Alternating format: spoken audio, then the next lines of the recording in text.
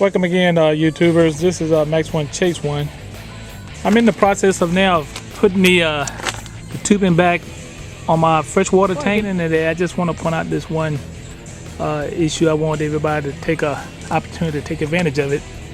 Is that if you can be working on the ground, stuff like this, get yourself, or either go down to Harbor Freight, and you can get one of these movers blankets for about like $4. These things are super. They're soft, and like I said, it gets you from having to lay on wet ground, hard ground. And I took my blanket, like I said, it comes a little bit bigger than that. What I did, I cut it in half, and I've got one that I keep in the RV, so when I'm working on the RV anywhere on the side of the road or anywhere, I've got something to lay on instead of laying on the ground. I've got them in each one of my cars, so that if you have a situation you have to climb up on the vehicle, you don't have to worry about getting your clothes dirty or laying on rocks or either hot pavement. So if you had the opportunity to go and buy Harbor Freight, if you get the coupon, you can get 20% off. Also too, I've used these for just in case if you ever get stuck in the snow, if you don't use it and you're stuck there and the car's about to run out of gas or whatever, you can use these as a warming security blanket. So again, YouTube, here's a chance for an opportunity to get you something to help keep you from laying on the hard ground. Here's a FYI tip. If you're going to be working on your black water tanks or your freshwater tanks, before you decide to take any of the wires loose, do as I did here. I took a Sharpie and I marked where the white wire went, a blue wire, a yellow, and this one is a green and a brown and white wire. So I know exactly where they should go when I take them off and when I get ready to put them back on. Now my underbelly is enclosed, but for some RVs and some trailers, they're not enclosed, and you can run over debris, and all of that wiring right there can get snatched away from your water tank sensors, and then you're stuck with where does one of these wires go so they can work properly. YouTube, here's the original plug that went right into the outlet part of the tank that goes to the water pump. They put this back in here.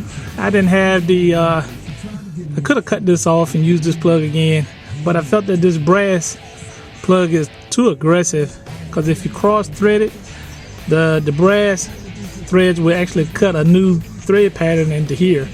So what I did, I went by Lowe's and I bought me a plastic one, and then also too, you notice that I wrapped it with some Teflon tape. Some people would say, well, why you put Teflon tape on it when it's already made out of plastic? But when you're dealing with water, you want to make sure you seal everything. So I'm gonna go ahead and attach this back in here, and I can feel the friction with the Teflon tape.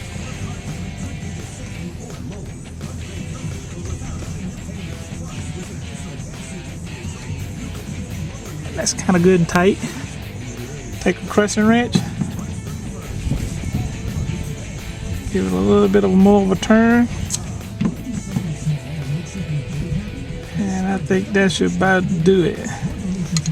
Alright, that's for putting the plug in.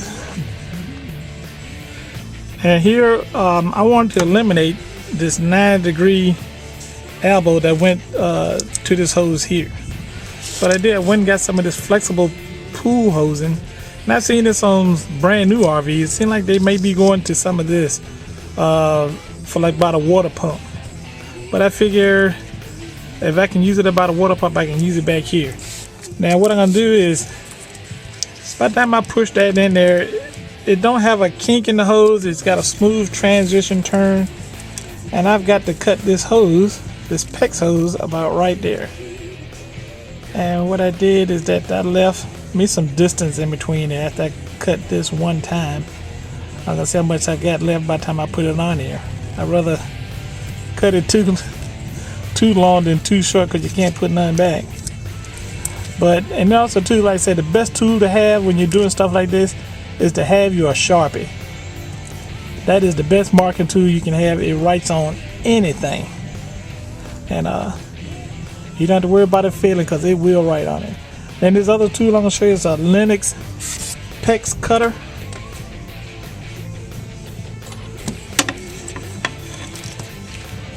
This is by Linux. Now, also too, I'm not a representative or a salesperson of Linux, but I needed something to cut that PEX, and I saw this on YouTube, and some guy was using a different type tool. But I was at Lowe's and I saw this, and I said, yeah, that right there is what I need right there. Now, this tool, it's about $24, and got a real sharp blade on the end of it. I'm talking about that thing is sharper than a razor. And when I cut this tube the other day with it, didn't have any burrs or anything on it. Alright, so I'm gonna go ready to cut this tube, but I can't hold it with the camera and do it too. So I'm gonna show you what the results of it once I make this smooth cut. Okay, YouTube, I've cut that short piece off where I wanted to cut off where I had it marked at. Now I'm gonna show you how smooth of a cut and how easy this Linux PEX cutter does.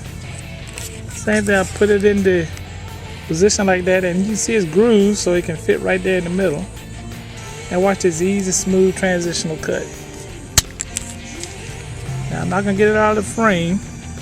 Look at that, no burrs or anything on it. A nice smooth, look at that, that's a good 90-degree cut. Again, like I said, if you was cutting it with a hacksaw or rotator thing, that is just that quick. I'm talking about, look at this again. I don't want to cut this up because I might want to use it later on. Look at that, that's that quick. I cut that short piece with it. Again, then once you're finished with it,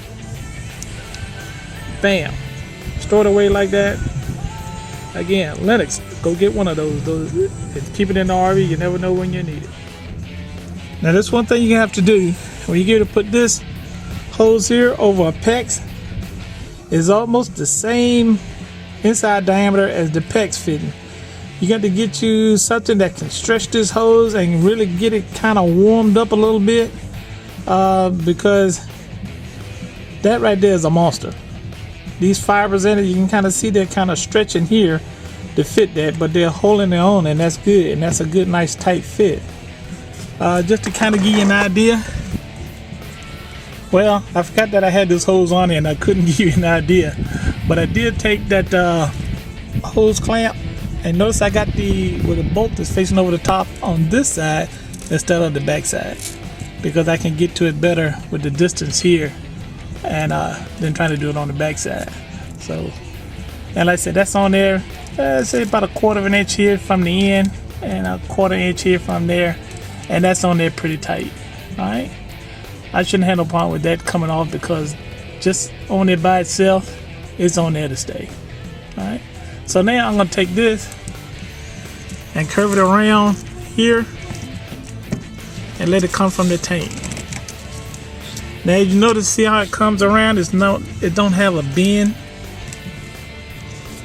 and it goes right perpendicular right along with the water hose with the outlet hose. So I'm just gonna push that. On and put a clamp on it. Now for the outlet hose coming out of the tank, you can kind of see I did put the nut clip on this side instead of it being up on the top or the bottom, so I can reach it from the bottom on this side. Alright. The fitting did have notches on it, so it does have a bit of degree of grip going on. So when I put the hose on there, it was kind of going from each grip to the next one. Alright. Now here's another valuable tool. I know I'm full of valuable tools today, but twist ties. You can get a pack of these things. I mean, zip ties. You can get them for a pack of about $2. Here I am. The one that was here, I guess when they zipped it too short because it zipped to something up there. And this one, when I cut it, it didn't come out from this, but I just lucky I had some. And now I've got something that can hold my other water line in with the other one. And you see how I do, just tighten it up, stop all that vibrational movement.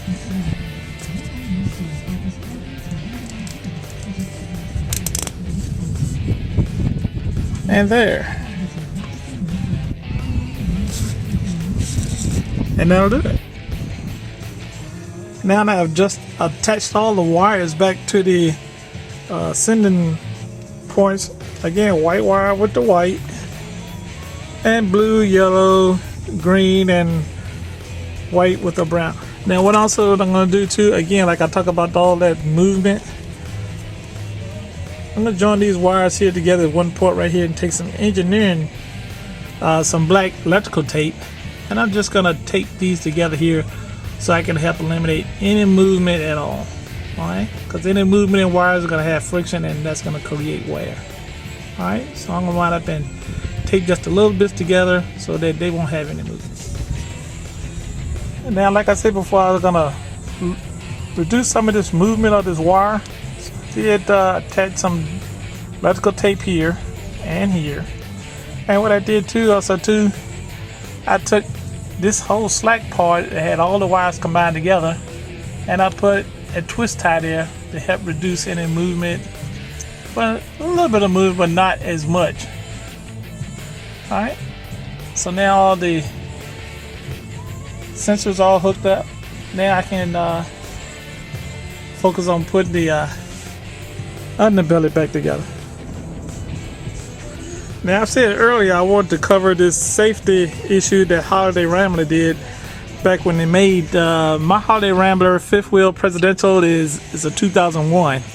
Even though they did build these RVs like tanks, but they did have one safety issue that I don't care for, and I'm going to rectify it and fix it for my benefit. Now I'm going to zoom on that one in the front. You see how that bar sits on top of that plate right there? And that's pretty good. Now also too, this bottom lip right here should have came out and up so it can kind of fit down in there like a U bracket, but they didn't do that. Now also look here, what they did too is that they took the bolts, instead of coming from the top, they went through the bottom. Let's see if I can get this in here. And back to where I was, I had to line it because I had to move it when I took the bolts out. Now what they did from the factory, instead of them doing the bolts with the head of the bolt at the top, they went through the bottom.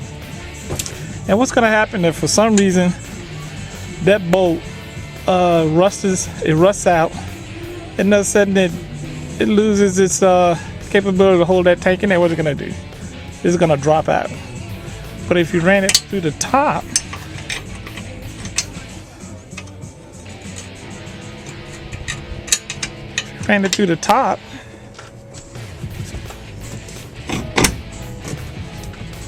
come on, she's trying to act nasty with me today. But you get the picture. You can kind of see the bolt there. So if the nut did fall out, that is still holding the tank, which is the upper part here, and this is the bottom part here, and that tank is not going to shift and it wouldn't fall out. So that's what I'm going to do with my bolts. I'm going to take my bolts this time and put them from the top down to the bottom. And the equipment that also what I'm going to change and add, I'm going to put a washer at the top. My bolts, they're stainless steel,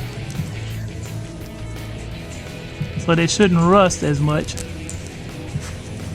The bolts are. And then the nuts, I'm using what we call in the military, these are like aircraft nuts. They got that little plastic end on the end, so once you tighten them, that'll help hold that in conjunction with the lock washer.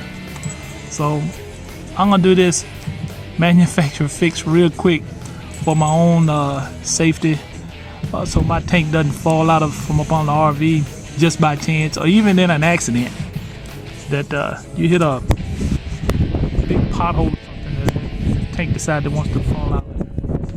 Alright. Oh, I'm sorry, I meant to point out another safety issue.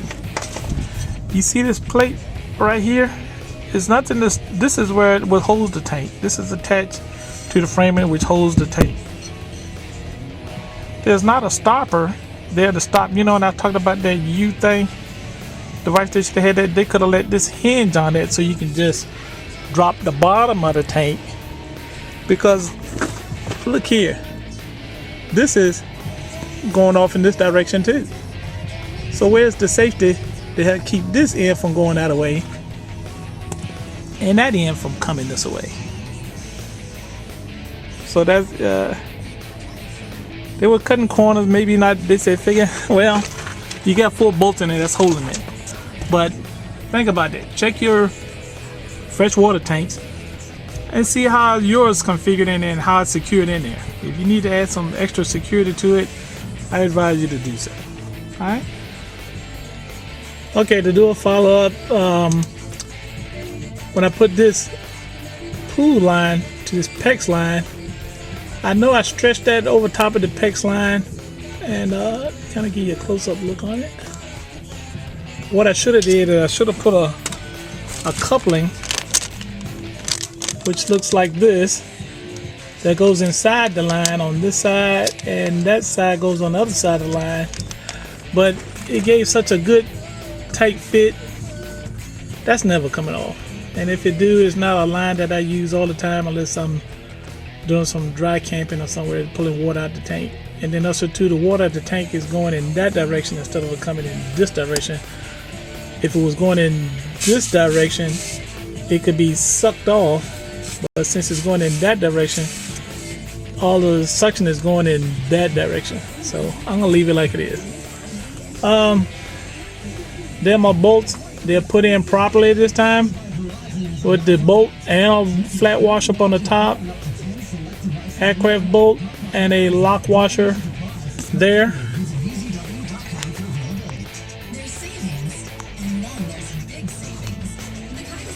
I guess I can bag up far enough on this one, and you can see it for this one. So all 4 bolts are attached and they're locked down tight. Alright, then I'm in the process of placing my underskirting back onto the bottom of my RV. So what I'm going to do is I'm going to run a bead of this sealant along here,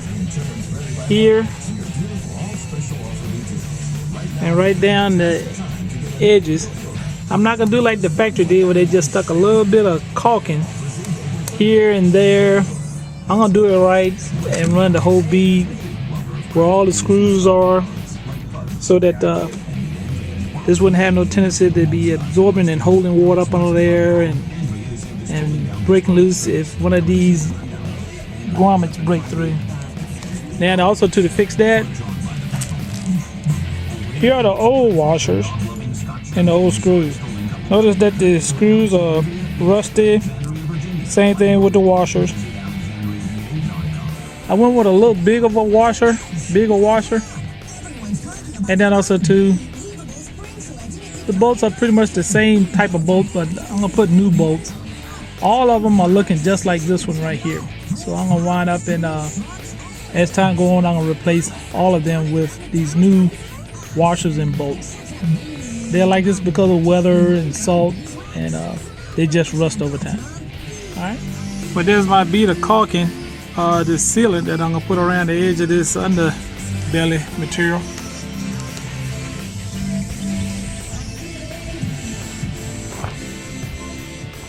And what this material is gonna do is gonna go right up here to the top, and it's gonna seal right along the edge of here. I'll probably remove some of this old stuff, or either I just might just bolt it down and then just go on the outside and add another seal right here where this seal is here. Alright. Okay, now the underskirting is placed back on. You see that sealant that's placed around that so that no air can get up under there. And it's sealed pretty good, so I don't think I have to put any out here, because when it's sealed, some of the stuff is beginning to come out. You can kind of see it beginning to come out there. So that's sealed up pretty good. Now for these areas here, you see where the factory put this expansion foam. I'm not gonna do that. I'm just gonna go and find me a plastic panel, and I'm gonna have that plastic panel to cover all of this in one shot. All of that, and come back. And any of these other areas, if it's got a little bit of a gap in between there, cause like I say, you know how mice, they will try to find every place that they can get in at.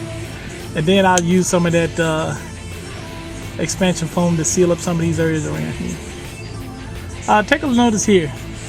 This right here, now I have to get a factory credit on this, is that this is your overflow when the tank get full, that the water would drain out of here.